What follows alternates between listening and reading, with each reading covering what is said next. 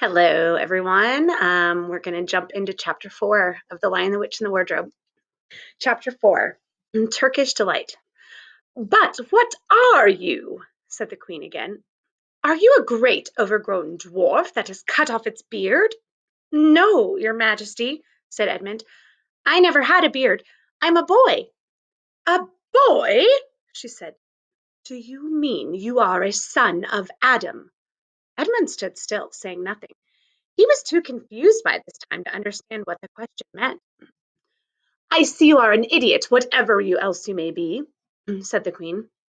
"Answer me once and for all, or I shall lose my patience. Are you human?" "Yes, your majesty." "And how, pray, did you come to enter my dominions?"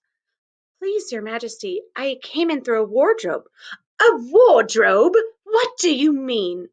I I opened a door and just found myself here, your majesty," said Edmund. "Ha!" said the queen, speaking more to herself than to him. A door from the world of men. I've heard of such things. This may wreck all. But he is only one, and is easily dealt with." As she spoke these words, she rose from her seat and looked Edmund full in the face, her eyes flaming. At the same moment, she raised her wand. Edmund felt sure that she was going to do something dreadful. He seemed to be unable to move. Then, just as he gave himself up for lost, she appeared to change her mind. "My poor child," she said in a quite different voice. "How cold you look! Come and sit with me here on the sledge, and I will put my mantle round you, and we will talk." Edmund did not like this arrangement at all, but he dared not disobey. He stepped on the sledge and sat at her feet, and she put up a fold of her fur mantle around him and tucked it well in. "Perhaps something hot to drink?" said the queen. "Should you like that?" "Yes, please, your majesty," said Edmund, whose teeth were chattering. The queen took from somewhere among her wrappings a very small bottle which looked as if it were made of copper. Then, holding out her arm, she let one drop fall from it on the snow beside the sledge. Edmund saw the drop for a second in midair, shining like a diamond. But the moment it touched the snow, there was a hissing sound, and there stood a jeweled cup full of something that steamed. The dwarf immediately took this and handed it to Edmund with a bow and a smile. Not a very nice smile. Edmund felt much better as he began to sip the hot drink. It was something he had never tasted before, very sweet and foamy and creamy, and it warmed him right down to his toes. "It is dull, son of Adam, to drink without eating," said the queen presently. "What would you like best to eat?" "Turkish delight, please, your majesty," said Edmund. The queen let another drop fall from her bottle onto the snow, and instantly there appeared a round box tied with green silk ribbon, which, when opened, turned out to contain several pounds of the best Turkish delight. Each piece was sweet and light to the very center, and Edmund had never tasted anything more delicious. He was quite warm now and very comfortable. While he was eating, the queen kept asking him questions. At first, Edmund tried to remember that it is rude to speak with one's mouth full, but soon he forgot about this and thought only of trying to shovel down as much Turkish delight as he could. And the more he ate, the more he wanted to eat, and he never asked himself why the queen should be so inquisitive. She got him to tell her that he had one brother and two sisters, and that one of his sisters had already been in Narnia and had met a faun there, and that no one except himself and his brother and sisters knew anything about Narnia. She seemed especially interested in the fact that there were four of them, and kept on coming back to it. "You are sure there are just four of you?" she asked. "Two sons of Adam and two daughters of Eve, neither more nor less?" And Edmund, with his mouth full of Turkish delight, kept on saying, "Yes, I told you that before," and forgetting to call her your majesty. But she didn't seem to mind now. At last the Turkish delight was all finished, and Edmund was looking very hard at the empty box and wishing that she would ask him whether he would like some more. Probably the queen knew quite well what he was thinking, for she knew, though Edmund did not, that this was enchanted Turkish delight, and that anyone who had once tasted it would want more and more of it, and would even, if they were allowed, go on eating it till they killed themselves. But she did not offer any more. Instead, she said to him, "Son of Adam, I should so much like to see your brother and your two sisters. Will you bring them to me?" "I'll try," said Edmund, still looking at the empty box. Because if you did come again, bringing them with you, of course, I'd be able to give you some more Turkish delight. I can't do it now. The magic will only work once. In my own house, it would be another matter. Why can't we go to your house now? Said Edmund. When he had first got onto the sledge, he had been afraid that she might drive away with him to some unknown place from which he would not be able to get back. But he had forgotten about that fear now. It is a lovely place, my house, said the queen. I am sure you would like it. There are whole rooms full of Turkish delight. And what's more, I have no children of my own. I want a nice boy whom I could bring up as a prince and would be king of Narnia when I am gone. While he was prince, he would wear a gold crown and eat Turkish delight all day long. And you are much the cleverest and handsomest young man I've ever met. I think I would like to make you the prince some day when you bring the others to visit me. Why not now? Said Edmund. His face had become very red and his mouth and fingers were sticky. He did not look either clever or handsome, whatever the queen might say. Oh, but if I took you there now, she said, I shouldn't see your brother and sisters. I very much want to know your charming relations. You are to be the prince and later on the king. That is understood. But you must have courtiers and nobles. I will make your brother a duke and your sisters duchesses. There's nothing special about them, said Edmund. And anyway, I could always bring them some other time.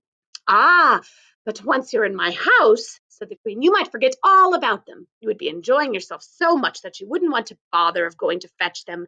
No, you must go back to your own country now and come to me another day. With them, you understand. It is no good without them. But I don't even know the way back to my own country, pleaded Edmund. That's easy, answered the queen. Do you see that lamp? She pointed with her wand, and Edmund turned and saw the same lamp post under which Lucy had met the fawn. Straight on, beyond that, is the way to the world of men. And now, look the other way, here she pointed in the opposite direction, and tell me if you can see two little hills rising above the above the trees. I think I can, said Edmund. Well, my house is between those two hills. So next time you come, you have only to find the lamppost and look for those two hills and walk through the wood till you have reached my house. But remember, you must bring the others with you. I might have to be very angry with you if you came alone. I'll do my best, said Edmund. And by the way, said the queen, you needn't tell them about me. It would be fun to keep a secret between us two, wouldn't it? Make it a surprise for them. Just bring them along to the two hills. A clever boy like you will easily think of some excuse for doing that. And when you come to my house, you could just say, let's see who lives here, or something like that. I'm sure that would be best. If your sister has met one of the fawns, she may have heard strange stories about me, nasty stories that might make her afraid to come to me. Fawns will say anything, and now, please, said Edmund suddenly, please, couldn't I just have one piece of Turkish delight to eat on my way home? No, no, said the queen with a laugh. You must wait till next time. And while she spoke, she signaled to the dwarf to drive on. But as the sledge swept away out of sight, the queen waved to Edmund, calling out, next time, don't forget, come soon. Edmund was still staring after the sledge when he heard someone calling his own name, and looking around, he saw Lucy coming toward him from another part of the wood. Oh, Edmund, she cried. So you've got in too. Isn't it wonderful? And now, all right, said Edmund. I see you were right, and it is a magic wardrobe after all. I'll say I'm sorry if you'd like, but where on earth have you been all this time? I've been looking for you everywhere. If I'd have known you've got in, I would have waited for you, said Lucy, who was too happy and excited to notice how snappishly Edmund spoke, or how flushed and strange his face was. I've been having lunch with Mr. Tumnus, the fawn, and he's very well, and the White Witch has done nothing to him for letting me go, so he thinks she can't have found out, and perhaps everything is going to be all right after all. The White Witch? Said Edmund. Who's she? She's a perfectly terrible person, said Lucy. She calls herself the Queen of Narnia, though she has no right to be queen at all. And all the fauns and the dryads and naiads and dwarfs and animals, at least the good ones, simply hate her. And she can turn people into stone and do all kinds of horrible things. And she has made a magic so it is always winter in Narnia. Always winter, but it never gets to Christmas. And she drives about on a sledge drawn by reindeer with her wand in her hand and a crown on her head. Edmund was already feeling uncomfortable from having eaten too many sweets, and when he had heard that the lady he had made friends with was a dangerous witch, he felt even more uncomfortable. But he still wanted to taste that Turkish delight again more than he wanted anything else. Who told you all that stuff about the White Witch? He asked. Mr. Tumnus, the faun, said Lucy. You can't always believe what fawns say, said Edmund, trying to sound as if he knew far more about them than Lucy. Who said so? Asked Lucy. Everyone knows it, said Edmund. Ask anybody you like, but it's a pretty poor sport standing here in the snow. Let's go home. Yes, let's, said Lucy. Oh, Edmund, I'm glad you've got in too. The others will have to believe in Narnia now that both of us have been there. What fun it will be! Edmund secretly thought that it would not be as good fun for him as for her. He would have to admit that Lucy had been right before all the others, and he felt sure the others would all be on the side of the fawns and the animals.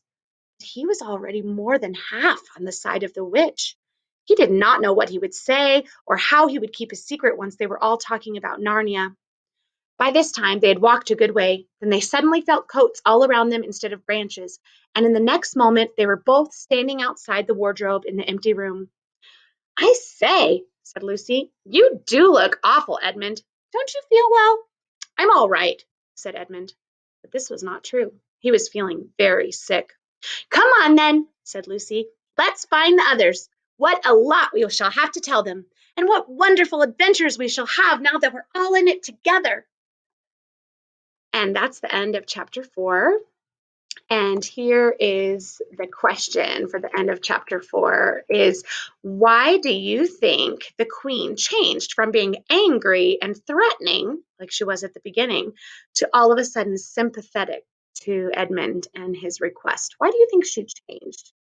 Hope you're enjoying this, and I will see you guys soon.